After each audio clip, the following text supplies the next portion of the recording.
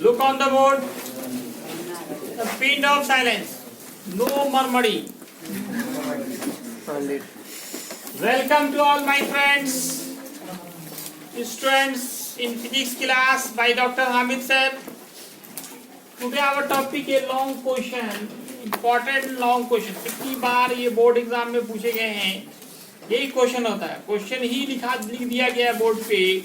Question क्या है? Deduce an expression of inductance of A solenoid.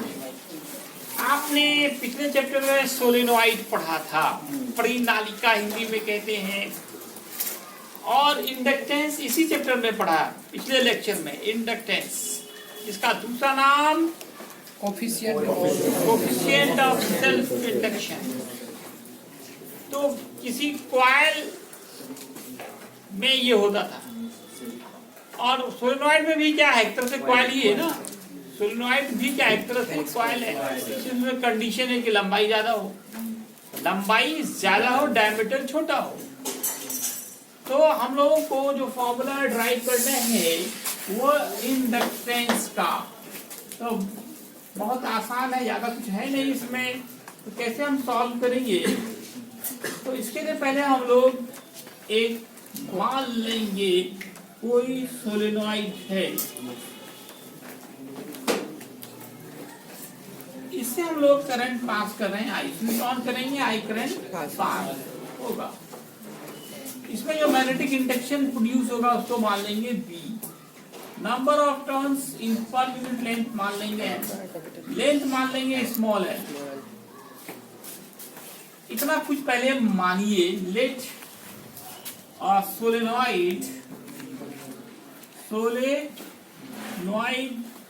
Of length L. Cross sectional area यहाँ पे लेते हैं हम लोग. एक एक टर्न का एरिया हो जाएगा ये. Cross sectional area A contain n turns in per unit length.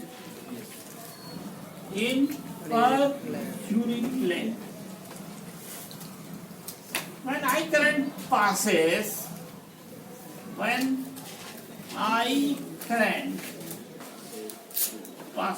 then magnetic induction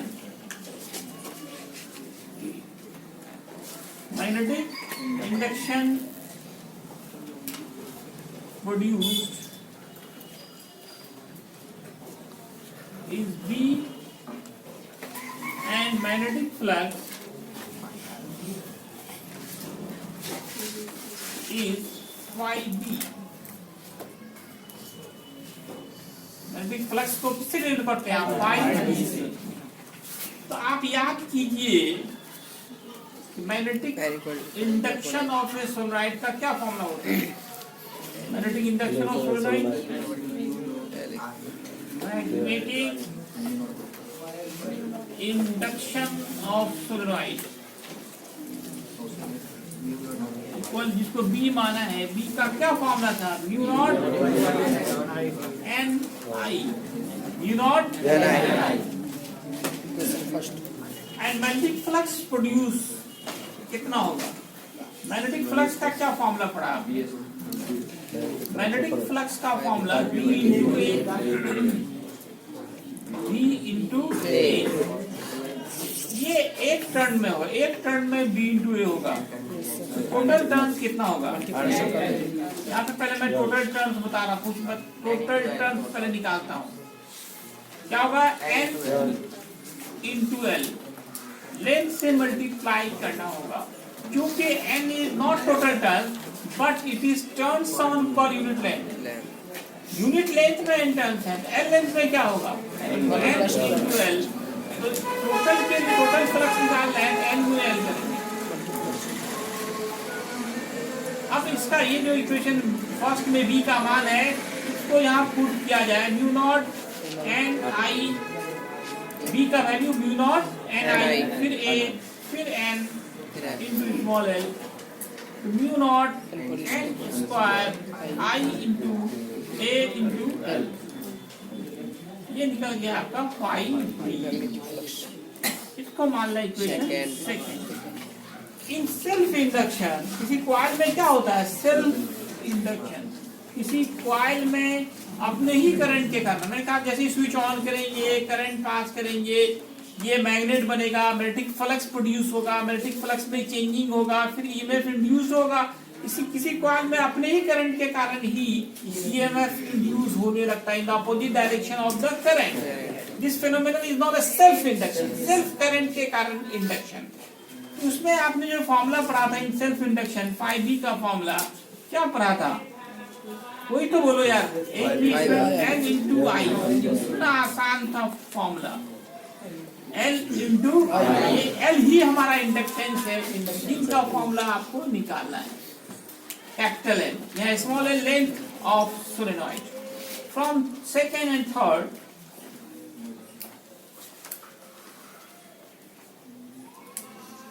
अब आप 5B की जगह रखिए Li, यहाँ पे क्या रखेंगे? ऐसा किए, यहाँ मान पुट कर दिए mu naught n square I गुने a गुने स्मॉल आई कैंसिल, फॉर्मूला निकल गया mu naught n square a into n।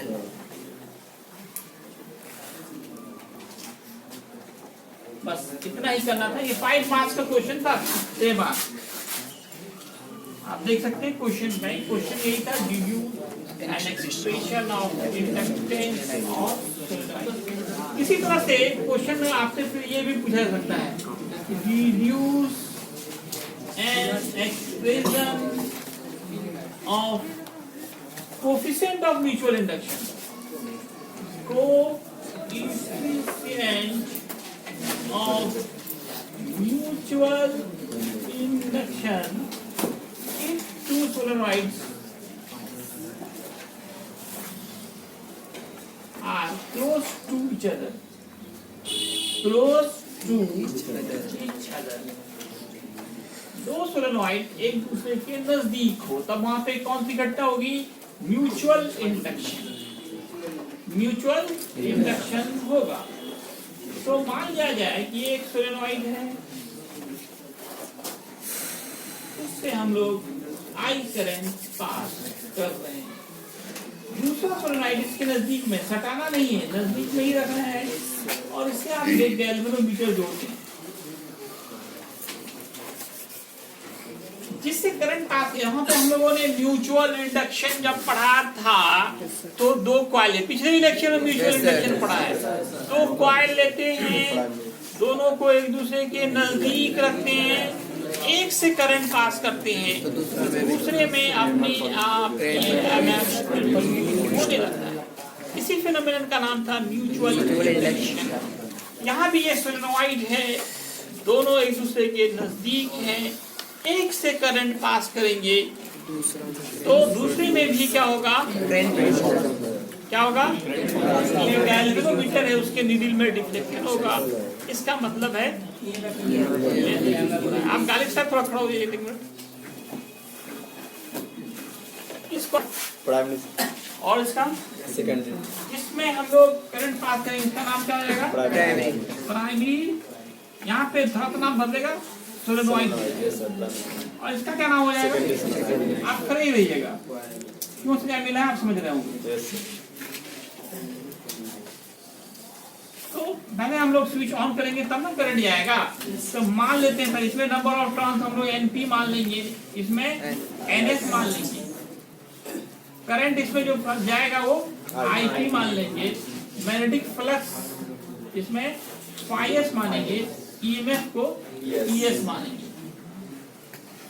ऐसे EMF का यहाँ पे काम नहीं, लेकिन होगा। मान के चलिए आप, let two solenoids are close to each other, close to each other. Primary coil, या कॉइल की जगह पे क्या बोलेंगे? कंटेन NP टर्न इन पर unit length and secondary solenoid बैठ जाइए contain ns turn in per unit length. Then total turns कितने हो जाएंगे? Then total turns in secondary coil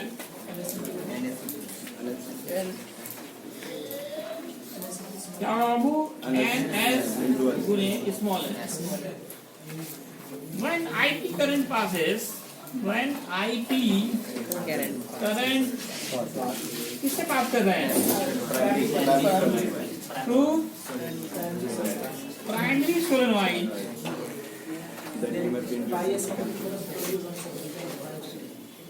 Then phi s magnetic flux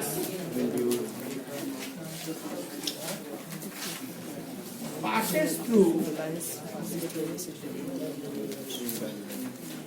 secondary solenoid.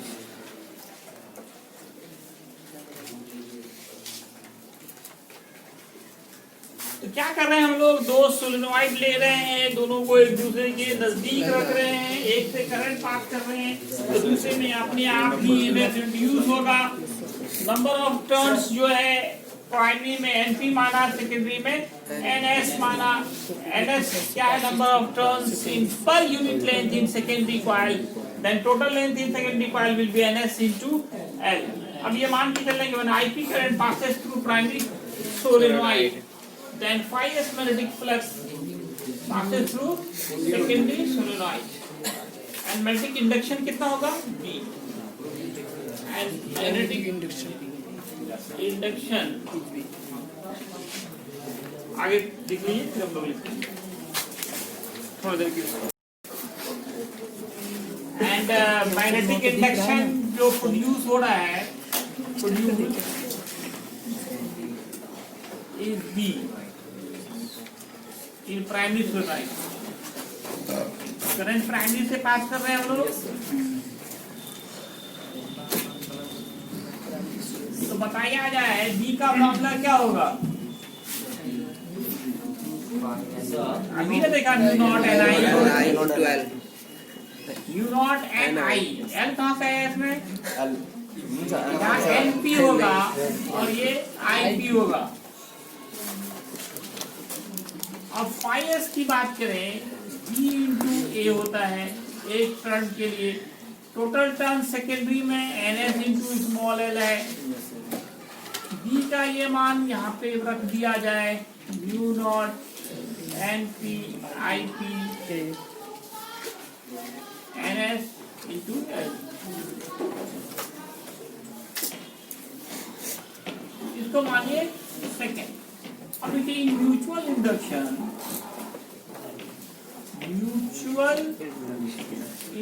में phi s का formula MIP आपने पढ़ा।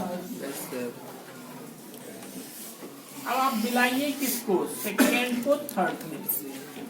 तो सेकेंड एंड थर्ड, सेकेंड में phi s की जगह पे MIP पुट कर दिया जाए। बाकी इधर जो है mu naught N P I P A into N S गुने एल, आई पी एम बराबर mu naught N P N S A into small. ये हो गया expression of inductance of coefficient of mutual induction. M क्या है? Coefficient of mutual induction of two solenoids. अब आप Lenz law पढ़ेंगे। Lenz law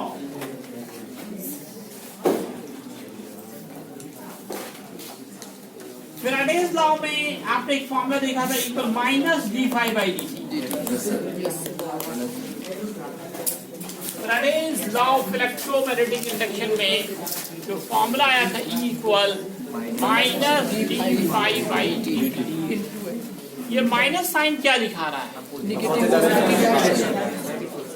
opposite इसकी निगेटिव साइन को एक्सप्लेन किया किसने?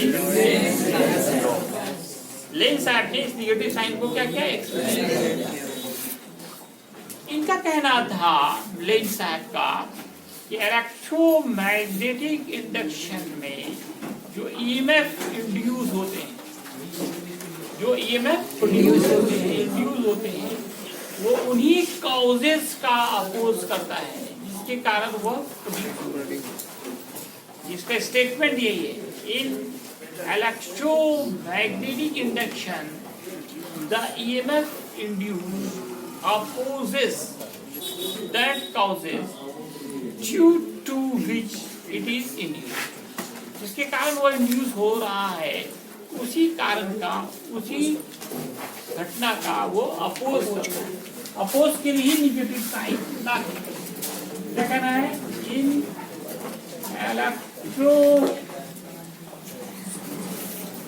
magnetic molecules induction, the EMF induced opposes that cause due to which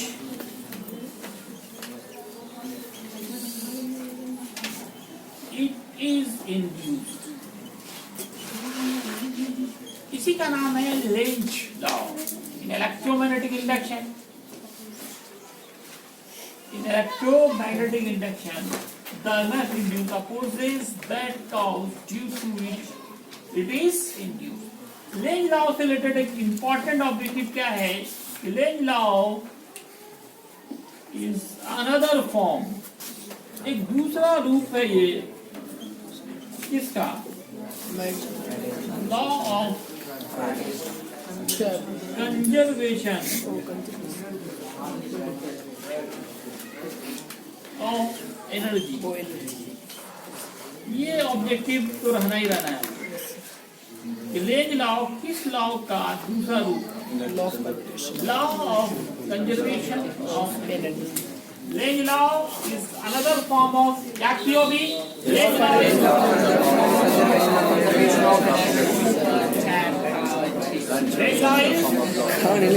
another form of law of conservation of, वहाँ पे option होगा law of conservation of charge, mass, momentum और energy.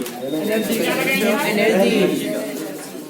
और ये एक लॉन्ग क्वेश्चन होता है लेंज लॉ, लॉन्ग क्वेश्चन भी होता है कि लेंज लॉ लिखिए और ये दिखलाइए कि how it is another form of law of conservation of energy. How Lenz law is another form of law of conservation of energy. इसका हम एक्सप्लेनेशन भी करेंगे और प्रूफ भी करेंगे। Explanation and proof. Experimental proof होगा, एक्सपेरिमेंट के द्वारा वेरीफाई होगा। एक्सपेरिमेंटल प्रूफ कहिए या वेरिफिकेशन कहिए, वेरीफिकेशन कर रहे हैं, लेंज लॉ का सत्यापन कर रहे हैं। तो एक बहुत आसान तरीका मैं आपको बता रहा हूँ कि एक कॉइल ले लो और उसको आप गैल्वेनोमीटर से जोड़ो, जो आपने फ्राइडे एक्सपेरिमेंट में क्या था, और एक मैग्नेट को नजदीक लाइए या दूर ले, मान लेते हैं आप नजदीक ही ला रहे हैं। एक कॉइल ले लीजिए और एक मैग्नेट लीजिए, कॉइल को मैग्नेट के क्या होगा? कॉइल में क्या होगा? जब ईएमएफ इंड्यूस होगा तो कॉइल क्या बन जाएगा? मैग्नेट। क्या बनेगा? जैसे ही करंट प्रोड्यूस होता है वो क्या बन जाता है? मैग्नेट। लेकिन ये देखा गया है कि नॉर्थ पोल आने पर नॉर्थ ही बनता है और साउथ पोल आने पे साउथ पोल ही बनता है, और दूर ले जाने पे नॉर्थ है तो साउथ बन जाएगा, साउथ है तो नॉर्थ बन जाता है। तो जैसे ही आप नॉर्थ पोल को नजदीक ला रहे हैं, वैसे ही यह मैग्नेट बनेगा या नॉर्थ पोल बनेगा। अब जब ये नॉर्थ बनेगा तो नॉर्थ पोल के बीच क्या होता है? रिपल्शन। तो देखो जिसके कारण वो बना, रिपल्शन क्या, धक्का ही है ना। रिपल्शन क्या है? धक्का है। तो जिसके कारण बना उसी को धक्का दे रहा है, उसी मैग्नेट को नजदीक लाने के कारण ही वो बना, और उसी को क्या कर रहा है? धक्का दे रहा है। तो उसी कारण का अपोज कर रहा है जिसके कारण वो खुद जनरेट हुआ है।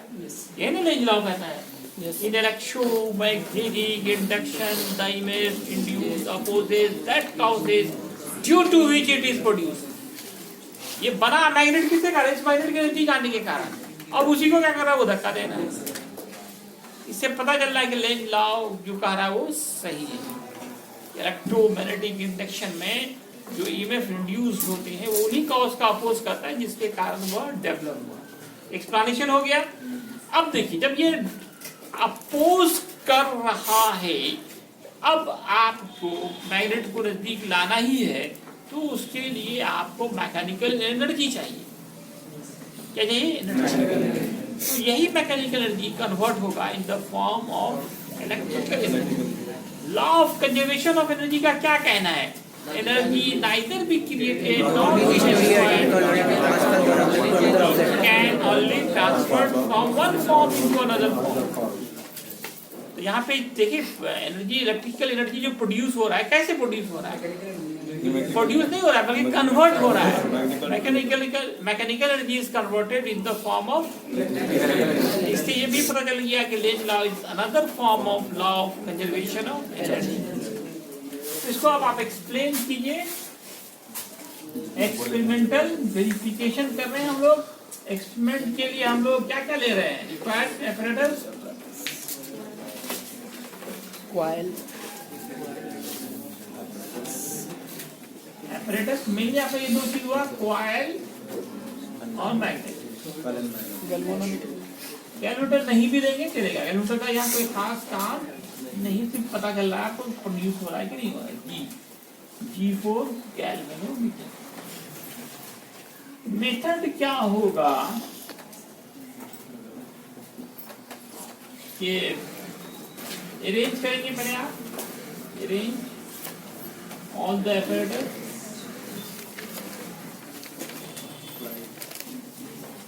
as soon as figure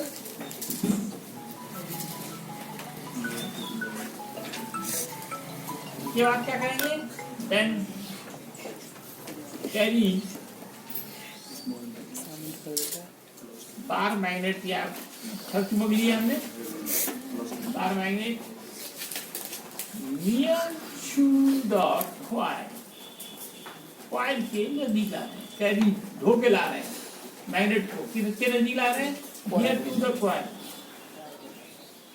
then EMF is induced, EMF is induced in coil, that is electric current passes। electric current EMF induced का क्या मतलब है? electric current कहाँ होने लगा? passes through coil।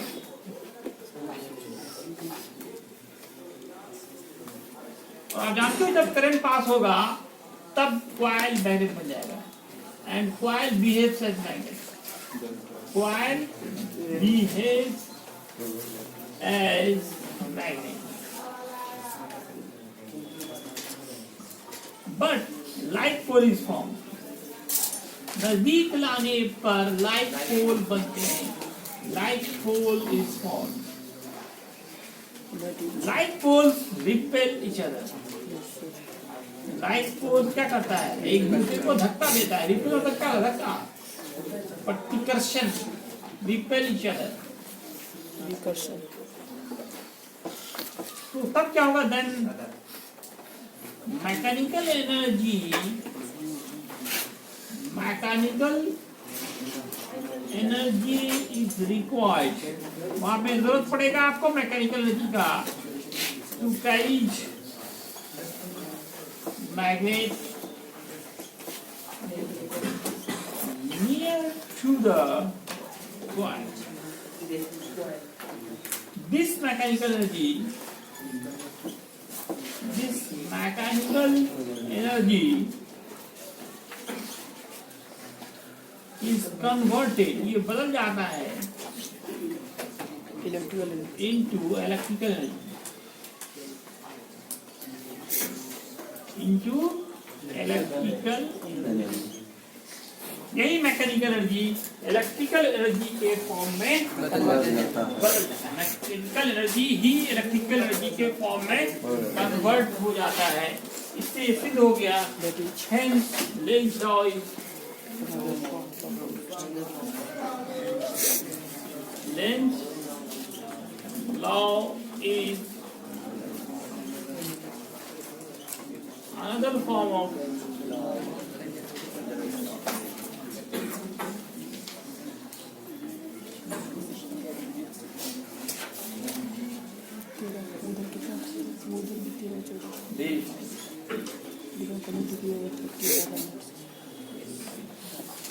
तो क्या करेंगे, कॉइल के नजदीक लाएंगे मैग्नेट को, तो कॉइल में ईएमएफ इंड्यूस होगा जिससे कॉइल से करंट फ्लो होने लगेगा। करंट के कारण कॉइल में मैग्नेटिक प्रॉपर्टी आ जाएगा, वो मैग्नेटिक बन जाएगा, लेकिन लाइक पोल बनेगा। और लाइक पोल्स के बीच क्या होते हैं, रिपल्शन। अब जब ये रिपल्शन हो रहा है मतलब उसी कॉज का अपोज कर रहा है जिसके कारण वो खुद बना है। ऐसे कंडीशंस में जब वो अपोज कर रहा है, रिपेल कर रहा है, तो उस मैग्नेट को कॉइल के नजदीक लाने के लिए मैकेनिकल एनर्जी की जरूरत पड़ेगी। This mechanical energy is converted in the form of electrical energy. तो law of conservation of energy भी यही कहता है कि एनर्जी को केवल हम एक फॉर्म से दूसरे फॉर्म में बदल सकते हैं। यहाँ भी वही हो रहा है, mechanical energy is converted in the form of electrical energy. So Lenz law is another form of law of conservation of energy. धन्यवाद।